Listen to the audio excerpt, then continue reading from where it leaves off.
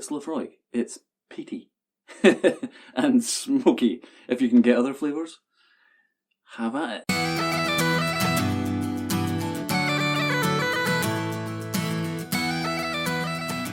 Hello and welcome to another Whisky Trials. Okay, right, what a week I've had.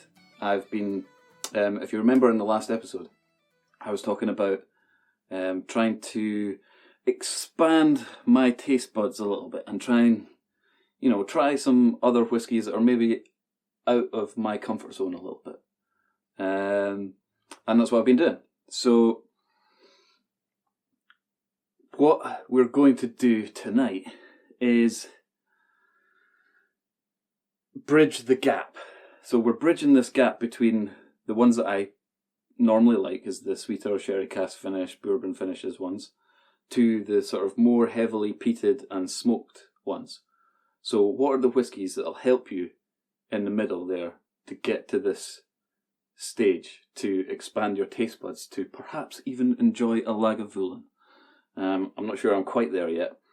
So I'm going to start with this Bowmore 12. Now, you might remember in a previous episode I did a Bowmore 10, which I didn't really like. I thought it was okay when I tried it on the trials. Before that, I wasn't that keen on it.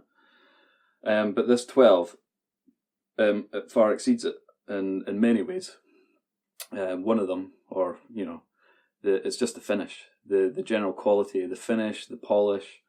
It's much more rounded, much more balanced. In general, it's just a better whiskey, and I was really surprised actually, because I thought, I didn't really like the 10 that much. I wonder if the 12 is going to be, like more smoky or more peaty, but it really isn't. It's much more balanced, and it's got a lot of sweetness on the nose. It's got the vanilla notes, and it tastes great. It's really nice. But it's got much more of the smoke. It's got much more wood, kind of, slightly charred, woody flavours. And, a bit of peat in there as well. So, what I said in another trials was that I wanted to investigate stuff that was at the lower end of the spectrum, kind of price-wise. And I still think I'm sticking to that, because this 12-year-old was only 28 quid on Amazon, and it came with 2 of these glasses. So that's a pretty good deal. I'll stick the link in the description below.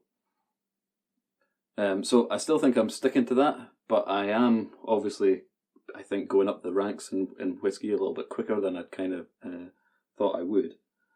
And I think the main reason for that is to try and get over to the smokier, kind of peatier ones, to sort of try them as well, because I'm really interested in expanding my taste buds, and trying to enjoy all that whiskey has to offer. It's not just the sweet ones.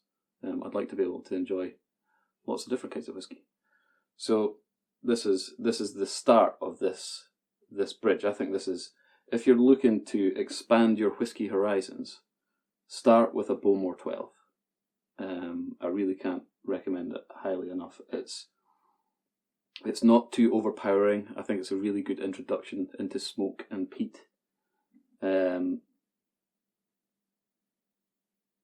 yeah, it's just super nice. So, and if you can get some, pretty much free glasses with it, why not?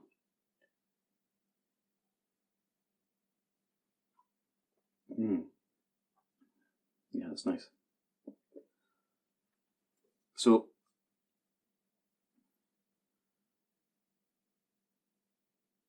I think that it does have like some really strong wood.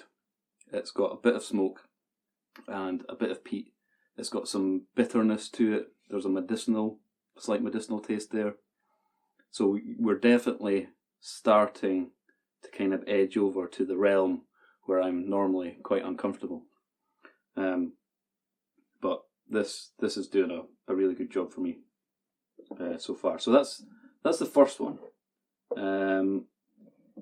And then, when I was in the co-op, I saw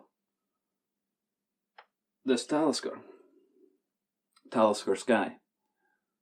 Now, it's normally fairly expensive. I think it's up at around about the £30 mark.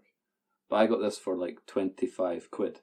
And the reason I bought it was because obviously it was 25 quid, but also I couldn't remember if I'd had it before or not. And it looked like something different. So I was like, okay, let's give it a bash. And what's interesting about this one actually is, although it's not got an age statement on it, it's 45.8% volume. So it packs a bit of a punch. I'm going to put this in my bigger glass because I find with the extra ABV volume on it, it's got some quite strong vapours coming off it, and the Glencairn glasses kind of focus that into my nose a bit. Stick that at the front there. So the reason I thought this would be a good second one, so you start off with a Bowmore and then you move on to this Talisker. And the reason I thought that this would be a good one to try next is essentially because it does have that strong volume there. It's got a higher alcohol content. It's the weird thing about this one, it's got a very interesting smell. There's not too much smoke in it, and there's not that much peat at all. I'm struggling. There's something there that I'm not quite getting my brain engaged on. But one thing that this does have, it's got quite strong medicinal notes. But there's a sweetness there, and that's what I can't quite just get my nose onto it, get my head around what exactly it is, what it reminds me of. But I'll give this one a quick taste.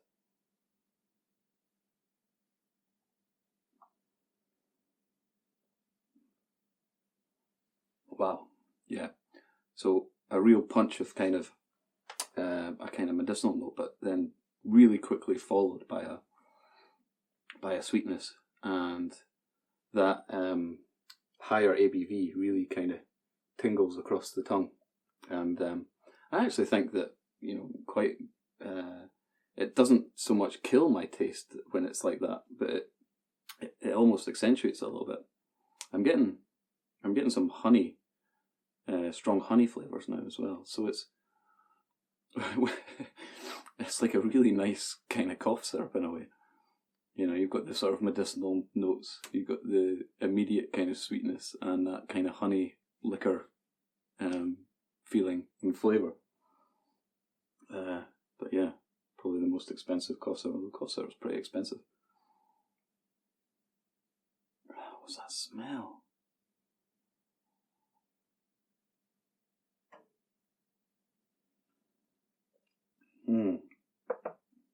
Getting the wood now, and I'm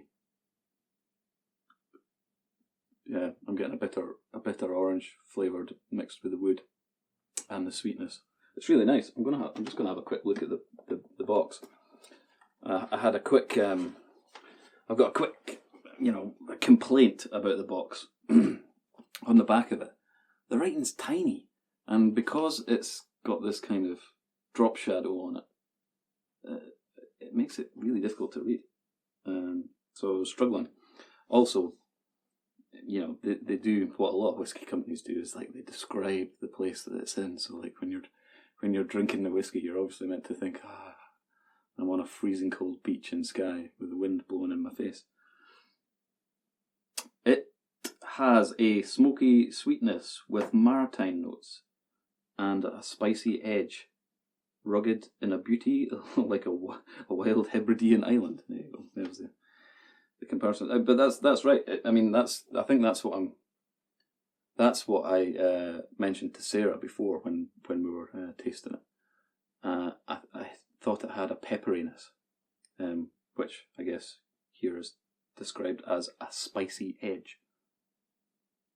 I think that's what's kind of confusing my nose, because I'm trying to pick out the sweetness and go, oh, what does that remind me of? And the taste is kind of like a bit of like bitter orange. But I think the pepperiness is throwing off me nailing down the sweetness. But it's interesting. It's got some real interesting stuff going on the nose and on the palate.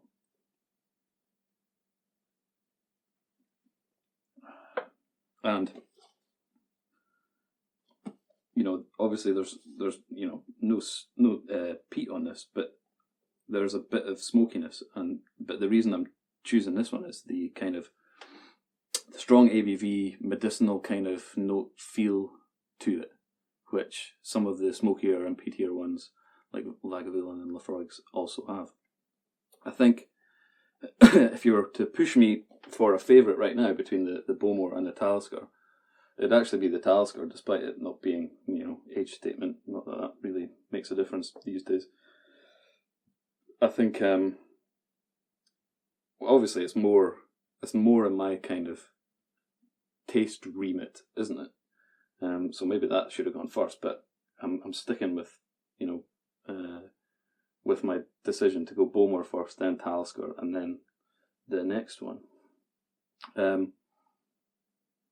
So yeah, it's really nice. It is super good, and you'll note I'm not having any water with it.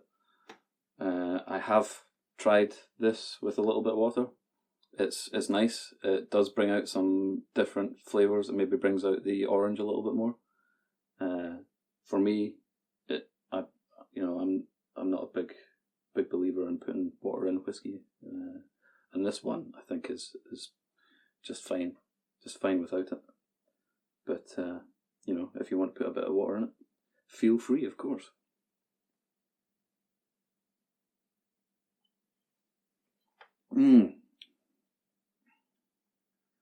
Yeah, it has that kind of strong complexity that I'm sure attracts a lot of people to the malts like Laphroaig and Lagavulin.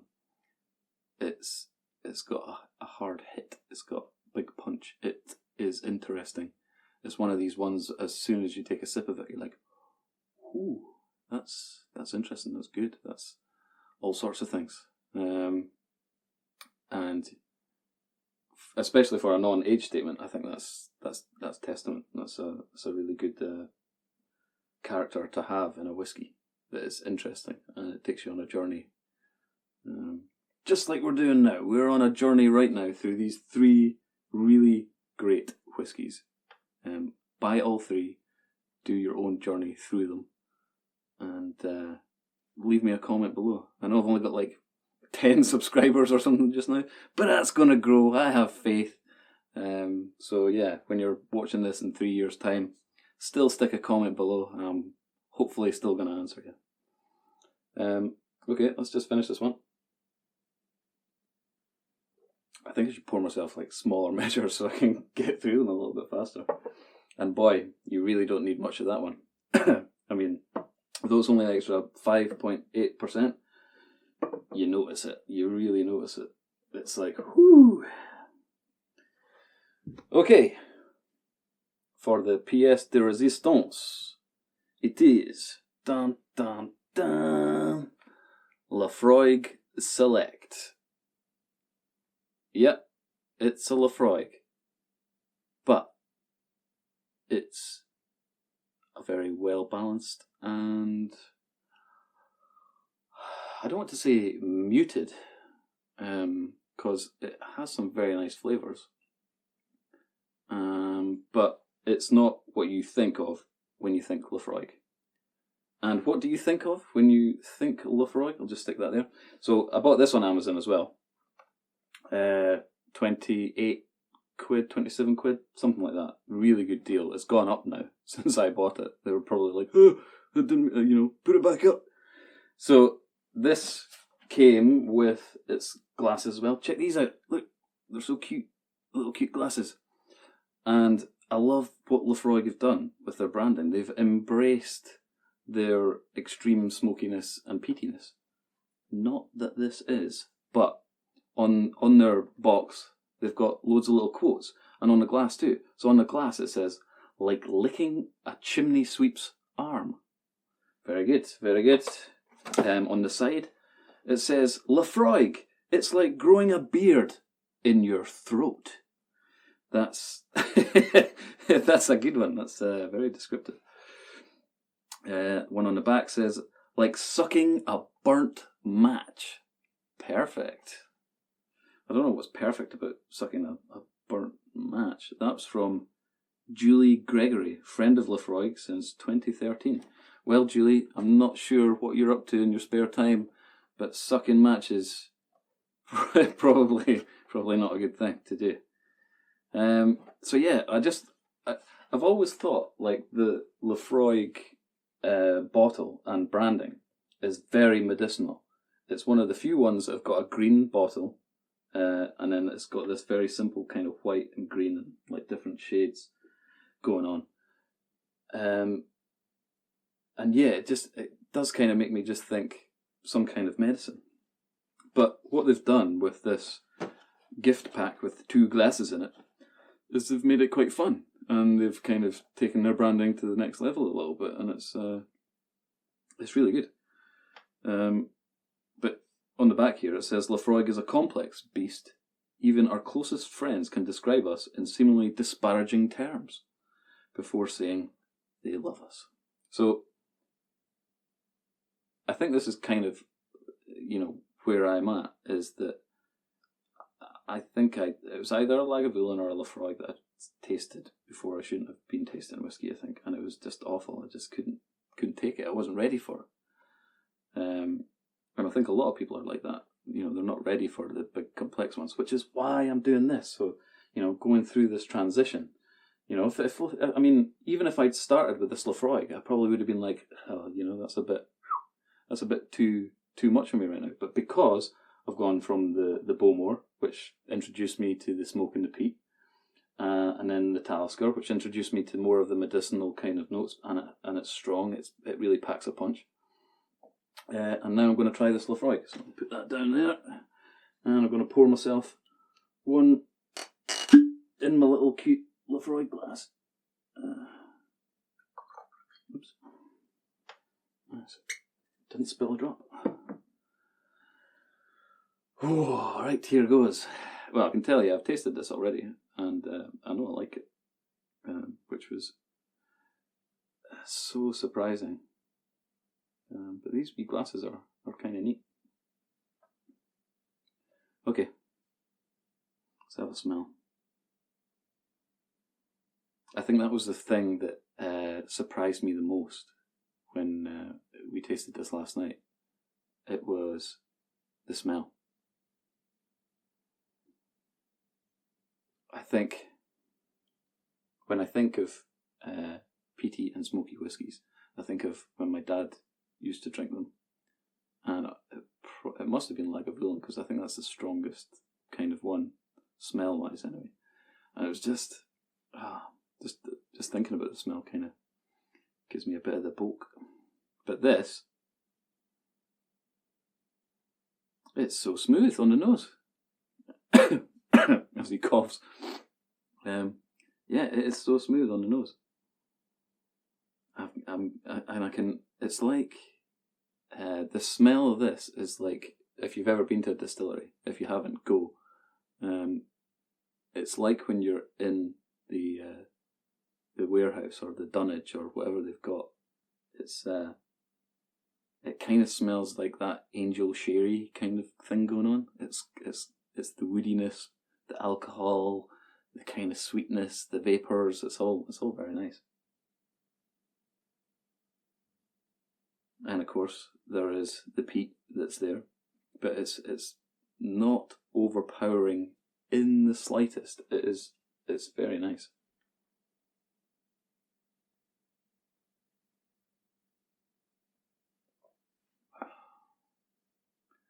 Immediately, I mean, on the nose, I hardly get any smoke. I can get a bit of the peat, but I hardly get any of the smoke. Immediately, what hits you when you first drink it is the smoke. But with this one, it's mellowed out straight away, because straight after that, you get the bitterness, which is obviously the kind of leftover from the smoke, mixed with the sweetness that comes in.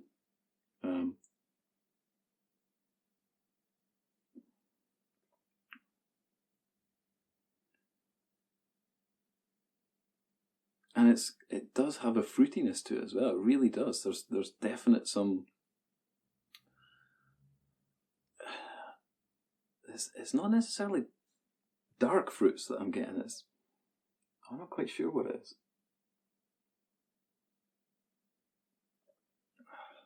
So yeah, smoke, medicinal, bitterness leads into a sweet, honey finished glaze glow thing. It's very nice. What does it say on the back? Because I'm So this special Laphroaig is created from carefully selected casks of each of our key styles, stretching back in time with one notable addition. The heart of the spirit is drawn from a final maturation in new American oak casks.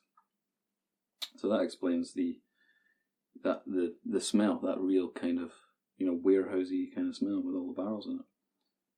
Rarely used for Scotch whisky maturation, apparently.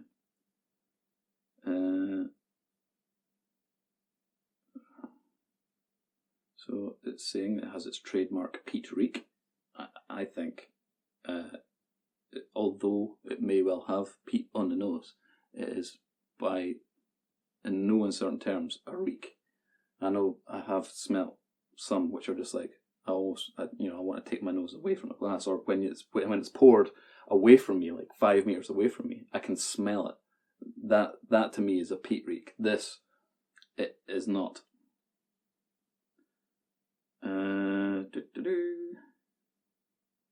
Yeah, I mean, really, on the back here, it doesn't go. There's no flavour notes in it, which I find interesting. Because they're like, do you know what? It's Laphroaig. It's peaty and smoky. If you can get other flavours, have at it. It's like, good for you. All it goes on about is the peat and the oak. So,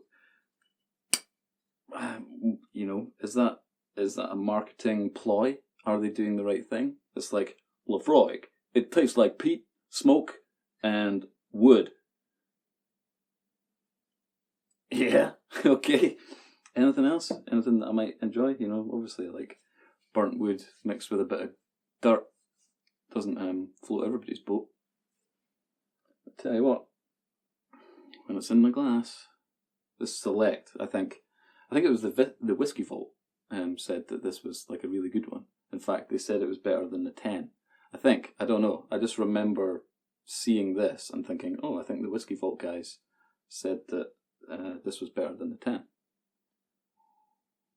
And I think I've had the 10 ages ago, and I didn't enjoy it. But, that was ages ago. My whisky taste buds have since matured.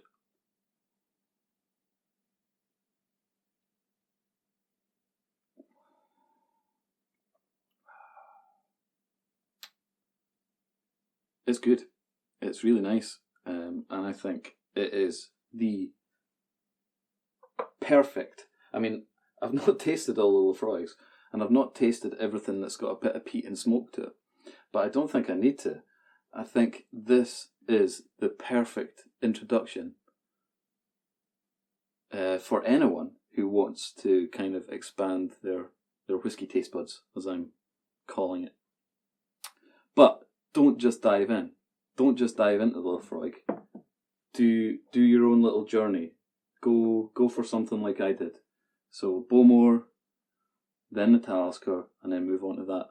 And do it in one night as well. So have a nip or 2 nips of the first one, a nip or 2 nips of the second one, and then move on to the Laphroaig.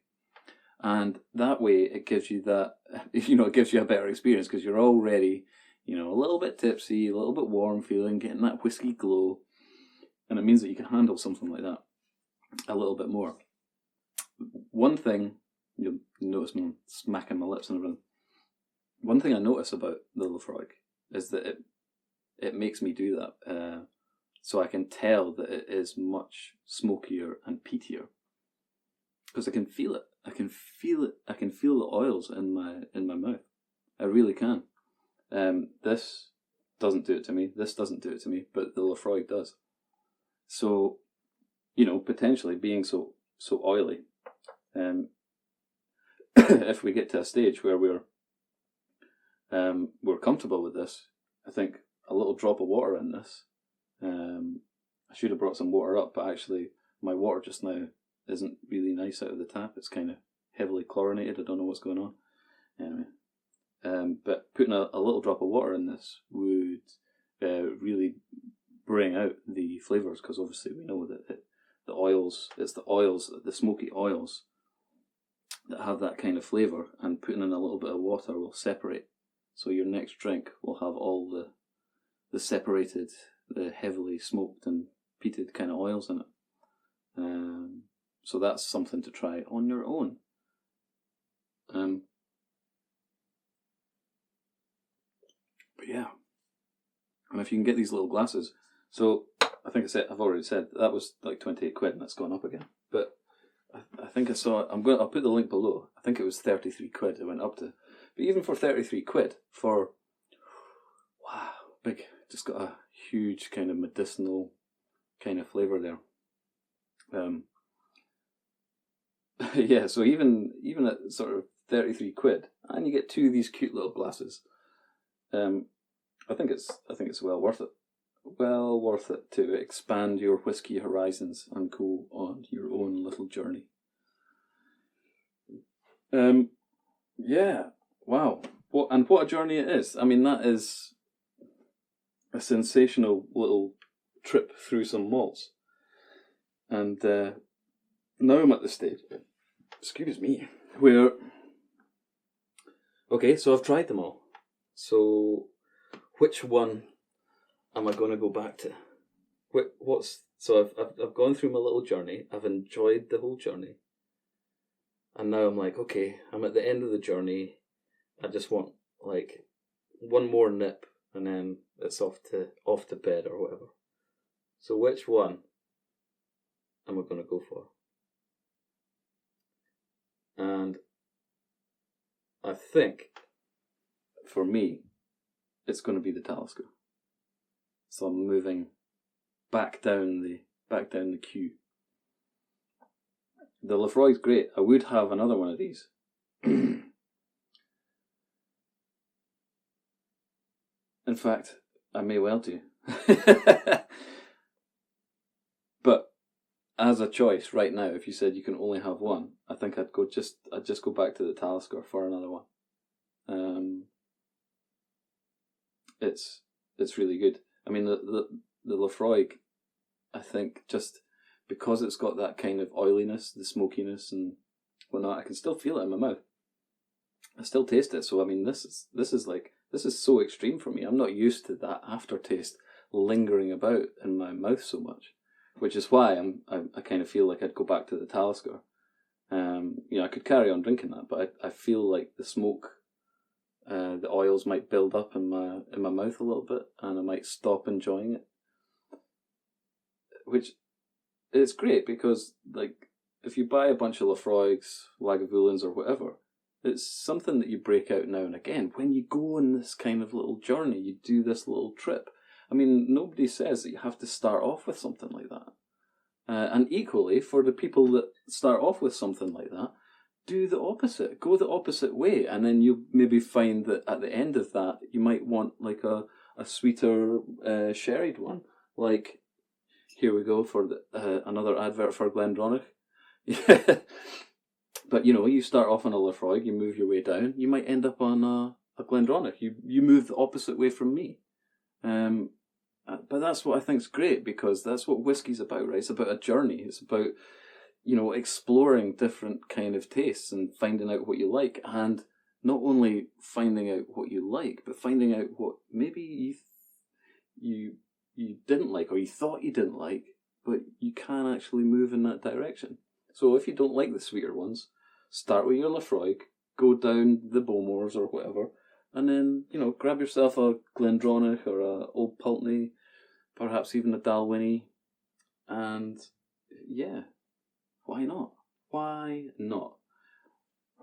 I've really enjoyed this week, trying to find the bridge, because I felt like it's like a real gap in my whiskey knowledge. Maybe not a gap in the whiskey knowledge, but I kind of feel like maybe I'm missing out. I know there's a lot of talk about Laphroaig. There's a lot of people love it. I mean, millions across the world love Laphroaig. And I've never been one of them. Until now. Now I am. Oh my God, I cannot believe I'm saying it. But I am a Laphroaig fan. That Select's great. So where now? Where do I go now? Do I get a Laphroaig 10? Do I get some more expensive ones? And no,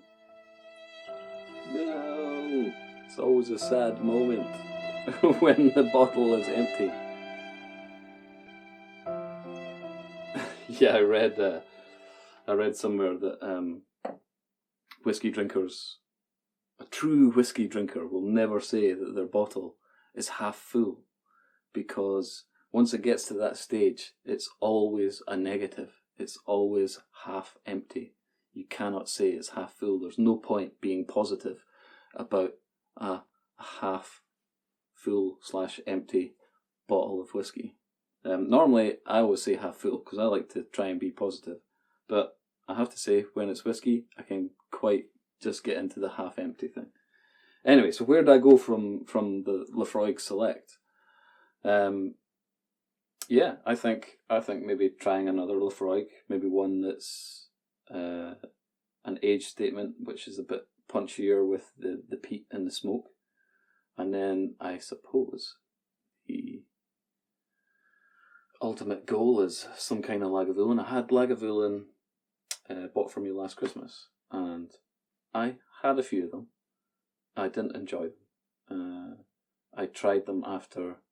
I never had one first. I always had something else first, like an Old Pulteney or similar.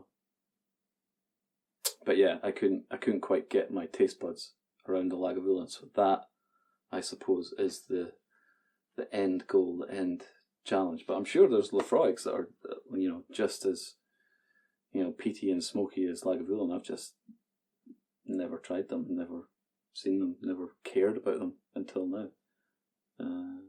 So yeah, here's to expanding your whiskey horizons.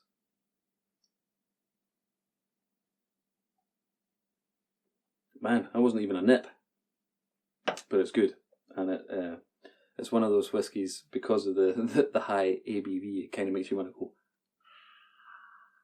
which is fine to do, because when you do it, you taste. You're getting different flavors as well. So you'll quite often see me taking a sip of this, sitting on the couch going,